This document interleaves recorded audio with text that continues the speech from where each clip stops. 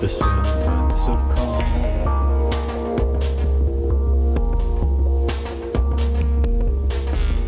Not wanting to trigger any alarms.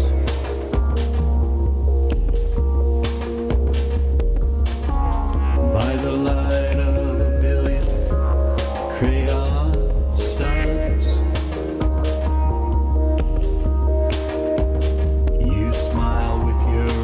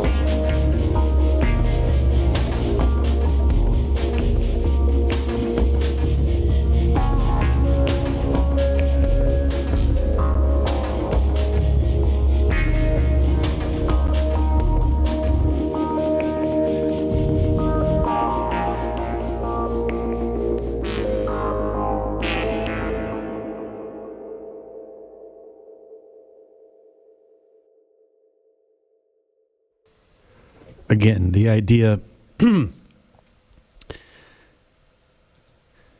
idea is I want it to sound like a really loud band at Red Rocks Amphitheater in Golden, Colorado.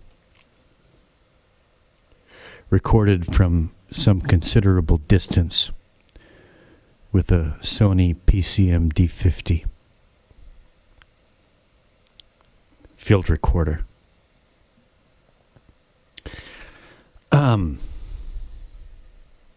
That's the idea. Anyway, I'm Lean Bear, coming to you from lovely, scenic Paju City, South Korea.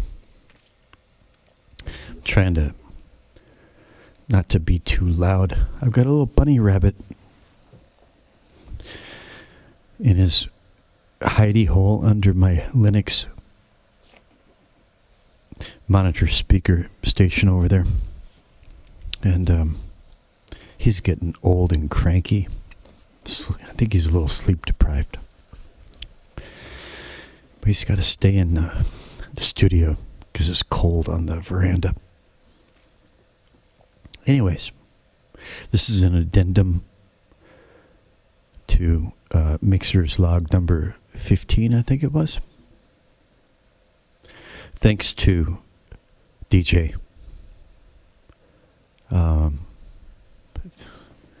Very much appreciated your feedback and your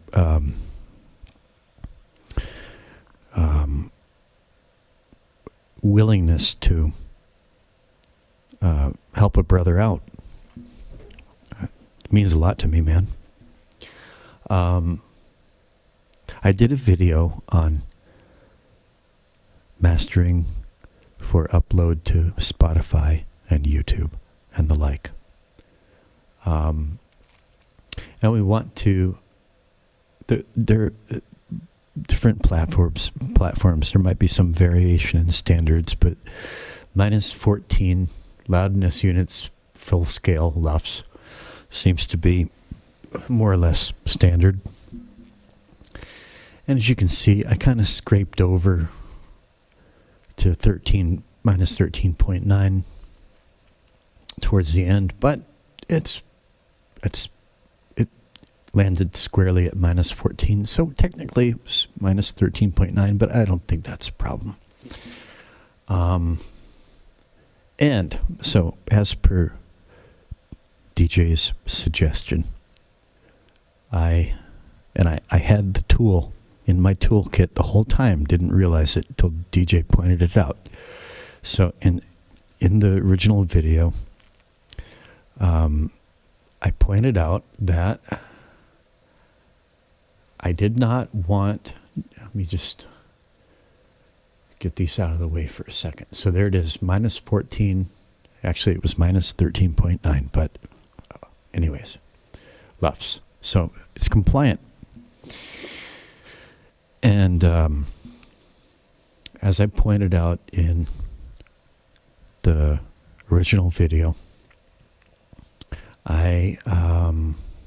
these are my levels, and I didn't want to, I got the levels exactly where I want them.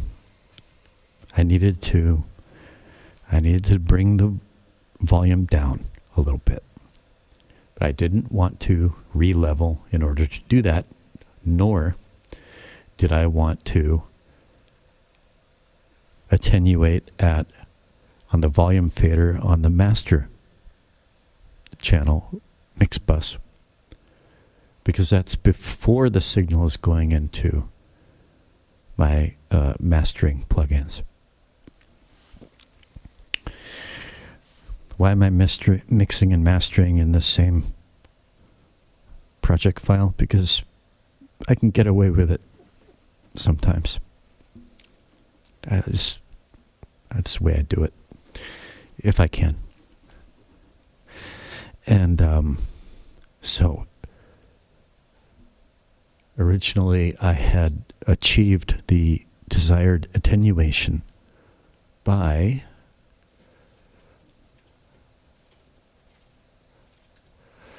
bringing down the input level and the head bump level in this tape emulator plugin, Airwindows 2 Tape 8. Now, I sacrificed a little bit of something when I did that. When I took head bump down, I took a little bit of oomph out of the bass line. And now I have that back. And I took a tiny bit of, call it saturation color. Tiny bit. But it was a sacrifice nonetheless. It was a compromise I was willing to make. But now I don't have to. Because DJ said, why don't you just use a gain plugin at the very end? That's PurestGain, Airwindows PurestGain. I had it the whole time, just didn't realize it. And there are other options out there, as DJ pointed out, there are other options out there. But if I have an Airwindows option, I'm going with Airwindows. And if you want to know why, just read Chris is the man who creates Airwindows plugins. And, well, read the blurb. All right? You can pause.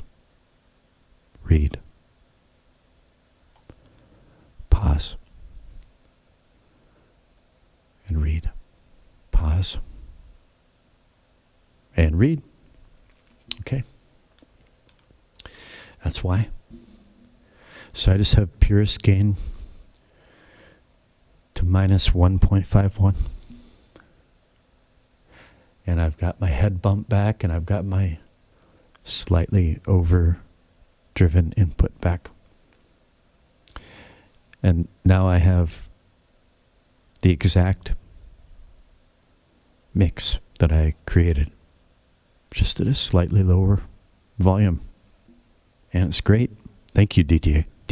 Thank you. So, yeah, Airwindows PurestGain. That's it for this one. I've got another video to make that will be of interest to some people, but I'm making it for a friend of mine. Hopefully it'll